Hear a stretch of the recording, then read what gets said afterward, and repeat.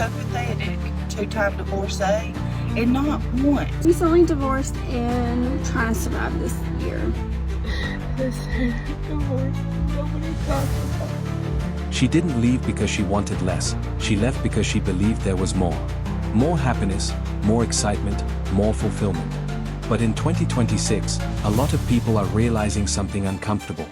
Sometimes more is just an illusion that shows up too late.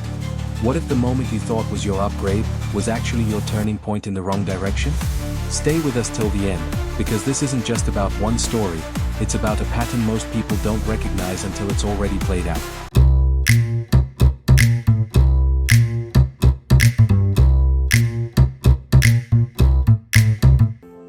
So you divorced your husband of 19 years all because you wanted to have sex with another man? Yeah. Do you regret doing that? Yeah.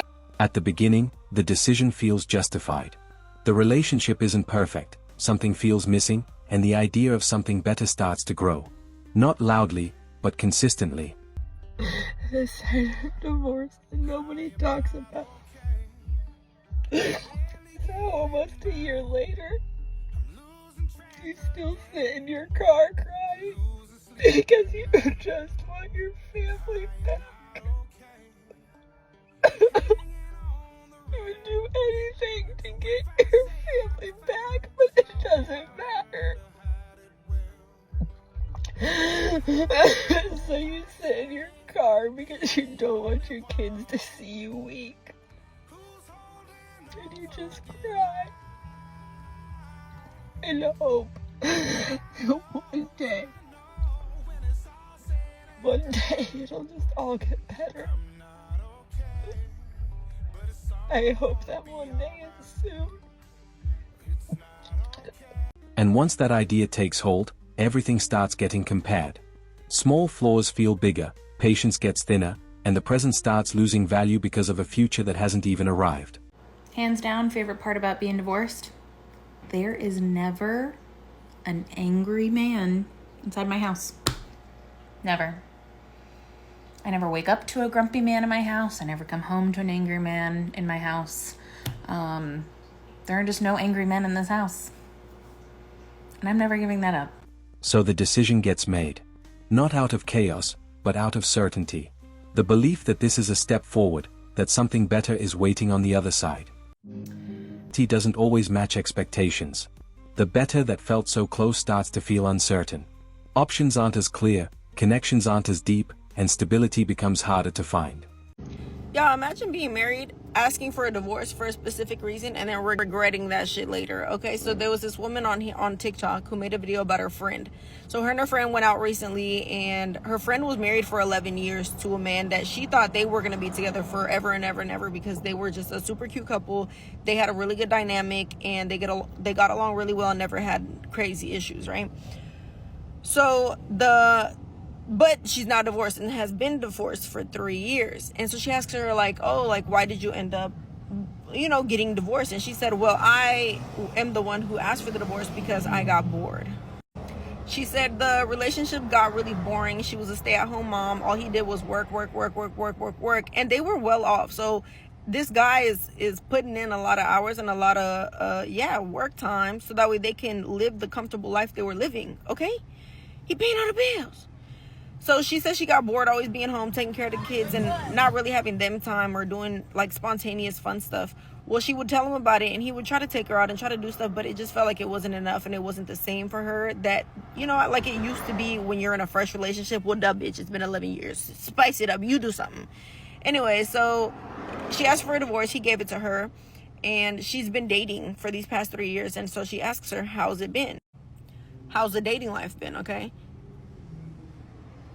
And she tells her, honestly, it's been trash. It was fun at first, but now it's not fun because I'm looking for something serious now, and no guys want to take shit serious. All they want to do is have fun, right? Club, bar, let's go out, let's do this, let's travel, let's do that. It's always go, and that is what she wanted in the beginning, but that's not what she wants now, 3 years later, right? So now she's like, I want to get serious with someone, and I want someone to help me with my kids and help me, and I don't fucking know. She wanted to be a stay-at-home mom again, okay? What she wanted was her old life that she chose to give up for some fun, temporary fun at that, right? So she left this good-ass man for bullshit just to regret it. And he has been now in a relationship for 2 years of the 3 years they've been divorced. So a year he took to himself, then he found someone, and he's been with that person for 2 years. She is now moved in. She is now living the life that this woman once was living. And she herself has 2 kids, so he's helping her with her kids and his kids. And she's kind of like offended by that. Shorty, you gave him up. He got every right to be happy. And he was a good one, because somebody cuffed him up real fucking quick and knew how to keep him. So all I gotta say is, if you got a good man, keep him. Keep him. Be bored, bitch. Figure it out. And that's where the emotional shift happens. Not instantly, but gradually. What once felt like freedom starts feeling like pressure. What felt like opportunity starts feeling like unpredictability. You know what? I'm real embarrassed to say this, but every single day when I'm driving from one job to the other, I just think to myself, wow, you're so pathetic. You've been married twice, you're a 2-time divorcee, and not once out of either of those times did you marry for money. What an idiot. You know? What an idiot. I mean, yeah, sure, the first one, the kids are cool, but it'd be way cooler if we were just sitting on the side of some exotic island swimming with some cute pigs. In one hand, I've got a drink with an umbrella, in the other, you know, I'm just waving it around like I just don't care. Huh? Not once could you marry for money. My God, get it together. Meanwhile, the past starts looking different. The things that once felt ordinary start to look stable. The flaws that felt overwhelming start to look manageable. Perspective changes when distance is involved. Hey, it's Jenna. Recently divorced and kind of figuring out this new way of life. I was married for 23 years and with that person for 3 years prior. So for a total of 26 years of my life, I have been out of the game of dating, making friends, going out, and stuff like that as a single woman in her 40s. Yeah, I'm 47. So I've raised children. My children are adult children now. And it's kind of interesting because it's so lonely at this stage in life after divorce, especially with older children, because you make all your friends when they're younger, or at least I did. I met my friends mostly through my kids' activities. I was a stay-at-home mom, and I took them to practices. I went to school, all that stuff. But timing matters. Realizations that come late don't always come with solutions. By the time clarity shows up, the situation has already moved forward. I left my husband 5 months ago and I regret it. No, you're not supposed to say that. I know I'm supposed to be in my living my best life, hoe era, whatever, but like, no. These last 5 months have broken my spirit. They have been the hardest of my life. These last 5 months have required so much work, so much discipline to get back to myself. But it's supposed to suck. I talked to my friend last night about this on the phone and he really put it in perspective for me. Said the year you get a divorce was going to suck regardless. I question my decisions constantly. No matter what choice I made, I would have been miserable regardless. Life is not supposed to be happy and perfect all the time. Most growth comes from the times when we are having to do the work, having to sit in our misery, having to sit in the quiet. And that is exactly what I'm doing. 31 and I feel like I'm 18 again trying to navigate the world. Because you know what I regret more than leaving my husband? It having to get to that point anyway. I regret marrying the wrong person in the first place and not listening to my intuition. From my mistakes. So that you can learn from me being a dumbass. Because I feel dumb all the time. Of course, it's normal to have regret. I regret so many things in my life, but I can't let it ruin my life either. Never learn from things going right. We learn from them going wrong, and I'm holding on to that. I regret that I had to get to that point. I didn't want it to, but it happened, and we move on. And this isn't about blame, it's about decisions under uncertainty. People make choices based on how things feel in the moment, not how they'll look years later. Hey, it's me, Jenna. Recently divorced and trying to survive this year. I'm gonna be honest, the random things that trigger me are the craziest things. I'm sitting in my car, literally sitting in my car, trying to pull myself together because I did what any mom does, and I pulled an emergency drive to my daughter because she needed something, and drove an hour because she's at college to drop something off, and was just so thankful that like I could do it for her and fit her in my schedule. And The littlest thing she said just triggered me. And this is the second time in a week that my child has triggered me without even meaning to. So we're getting ready to leave, and she's like, well, I'll be home because I'm going to be at the Clemson Notre Dame game because Dad's going to take us all. You think that's nothing, right? Like nothing, right? And it instantly, like she instantly saw a switch in me. And she's like, what's wrong? And I'm like, nothing. Because, you know, I don't talk about that stuff. I don't want her to worry. So last week she says, oh, well, Dad said for Christmas we're going to go to Gatlinburg and be there for the holidays and do Dollywood. That man never once ever went to Gatlinburg or Dollywood ever in his entire life before he met me. That was where my family always went. I'm from Tennessee. That's something we always did. It was a bonding thing. And now that's what he's trying to do.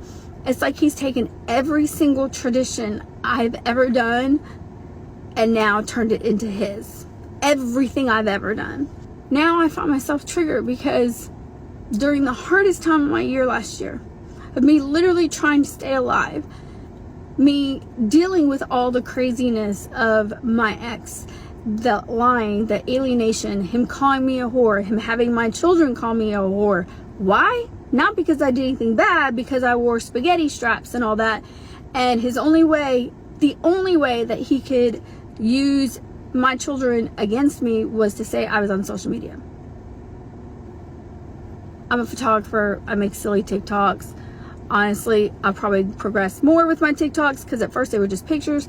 But the more I was stressed, the more I hid in myself, the more I tried to survive, the more I took refuge in TikToks and finding stuff that, you know, resonated with me. And honestly, it's the way I realized what a covert narcissist was, or how bad my abuse was, or mental abuse, or financial abuse, and all that stuff. Like literally, TikTok has saved my life in so many ways.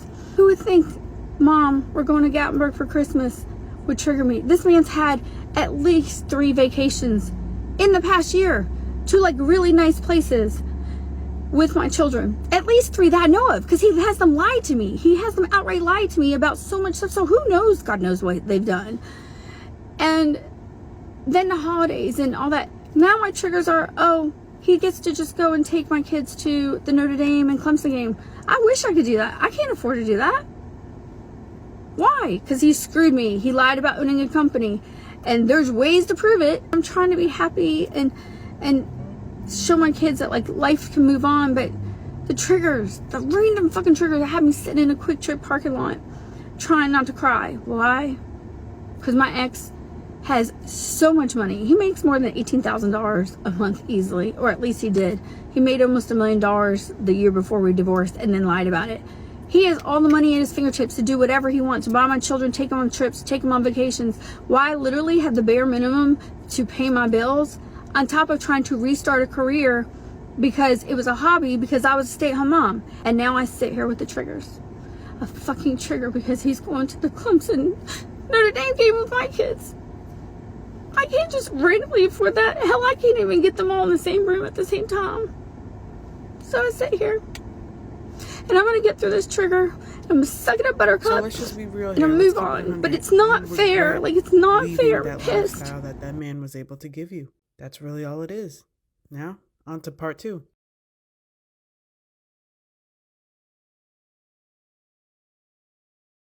What makes it harder is comparison.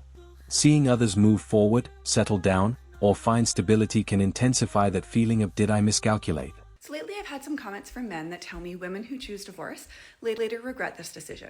I would like to hear from women directly.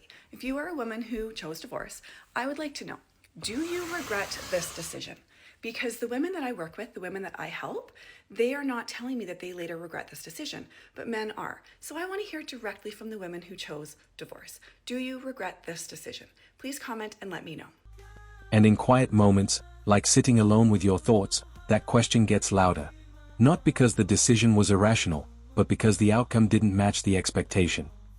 Having all those different businesses has been a stressful situation. Yeah. And I guess because, now I'm getting divorced, it's kind of like, doing things together is, and we're not on the same page, you know. I just want to go back to my creative space. The uncomfortable truth is that not every new beginning leads to a better destination. Sometimes it leads to a different path entirely, one that requires rebuilding from scratch. In the time that I have been reading anonymous regretful stories, I have been asked several times what my own regretful story is, and so I'm going to share that now. Before I begin, I want to make clear that I am happily married, and this story is not about my current husband. This is my regretful story. I got married when I was 25. I had moved across the country at 21, put myself through college, and was just a few semesters from graduating when we decided to marry. I had never dreamed about my wedding day, not the dress, not the flowers, not even of wedded bliss. But, like many women my age, marriage seemed like the natural next step once you found someone you loved. It's strange now to think that I followed that traditional path because it's the only time in my life I've ever done so. I met my now ex-husband at work. He was good-looking, funny, and smart enough. Because I had never dreamed of a wedding, we eloped. We flew from California to Savannah, Georgia, and got married in a beautiful park, just the two of us. I wore a black beaded dress. Like I said, I'm not one for tradition. We returned home and settled into married life. We bought a house, got a dog, and I continued school. Not long after, one night, we woke up in a soaking wet bed. At first, we thought it was sweat, but after a second occurrence, we realized my husband was wetting the bed. Over the following weeks and months, it happened again and again. Sometimes after he'd been drinking, sometimes not. Sometimes he went a month without an accident, then it would happen twice in a week. He was embarrassed, frustrated, and angry that he couldn't control it. We tried everything. Plastic pads, alarms that went off when the sheets were wet, splashing cold water on his face in the night. Nothing worked. And as it went on, he changed. His frustration turned into bitterness. He started picking fights, criticizing me, shutting me out. I suggested doctors, therapy, support groups, anything, but he refused to tell anyone else about it. Eventually, the bedwetting was joined by another problem. He began to lose the ability to get an erection. That, more than anything, pushed him over the edge. Attempts at sex ended with him storming out of the room, slamming doors, and blaming me. He accused me of being the reason for his dysfunction. I tried to help. I suggested toys, videos, trying new things, but he refused all of it. Still, he wanted sex, and every time he couldn't perform, he turned his anger on me.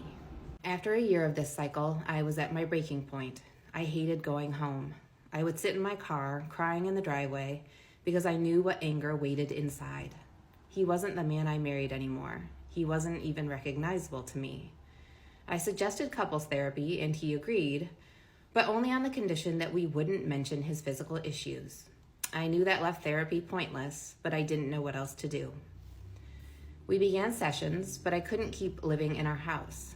I moved into a tiny 300 square foot apartment just to get some space from his constant negativity and blame. I thought the separation might help, that maybe it would give us a chance to reset. In what would be our last therapy session, our therapist asked us each to share one thing that we loved about the other. I volunteered to go first. I said, "I love that you can make me laugh like no one else ever has. Even when I'm mad at you, you can make me laugh." Then it was his turn. He just sat there shaking his head with a bitter look in his eyes. I said, "You can't think of one thing you love about me?" And he said, "No." I turned to our therapist and I said, "I think I'm done." The next day I filed for divorce. I was 28. The year that followed was one of the hardest of my life. Through our divorce, he made my life miserable. He refused to pay his share of the mortgage even though he was still living in the house. I couldn't afford both the mortgage and my rent, so he lived there for free until the bank foreclosed. At 28, I wasn't just divorced. I had a foreclosure that wrecked my credit and left me unable to buy another home for years. It's been 20 years since then. I remarried 10 years later, and I'm happily married now. In the years after our divorce, he reached out sporadically, calls, hang-ups, and drunk texts that swung from bitter to sentimental. In a surprising text that came 8 years after our divorce, he said, "I just wanted you to know that it was me that was wrong with our life, not you. You were beautiful." A year later, he called to tell me he had finally figured it out. He had a genetic condition that caused the bedwetting. My heart broke knowing it had taken him so long to face it. That was the last time I ever heard from him. In 2020, I was shocked to receive a Facebook message from his sister. We hadn't spoken since the divorce. She told me he had died. He was 43. He had a hereditary degenerative condition that can be managed with therapy and the right lifestyle, but he had let it destroy him. She said he spent years drinking, using drugs, and watching his body decline. By the end, he had lost use of his legs, his mind had deteriorated, and he died alone in a hospital during COVID, unable to speak or move. I use the word regretful loosely. My marriage and divorce were dark, painful chapters, but they taught me more than I can measure, about myself, about life, about what I will and will not accept. Leaving him is what taught me my own strength. I didn't stay and turn myself into his caretaker, his therapist, his nurse, or his punching bag. I am proud of my 28-year-old self for knowing that his inability to love me was a reflection of his own self-hatred, not my worth. At the end of the day, this isn't just one person's story. It's a reminder that choices driven by potential don't always deliver certainty, and by the time that becomes clear, the landscape has already changed. Men stopped playing by the rules, and now everyone's freaking out. Let's break down why silence has become the loudest move.